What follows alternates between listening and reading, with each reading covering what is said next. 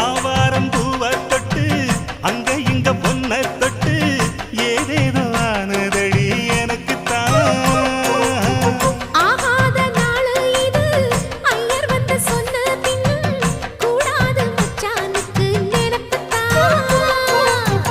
தொண்ட குழி வத்தி போச்சு தாகந்தான் தாகந்தான் சமக்கொழி குவுதடி வா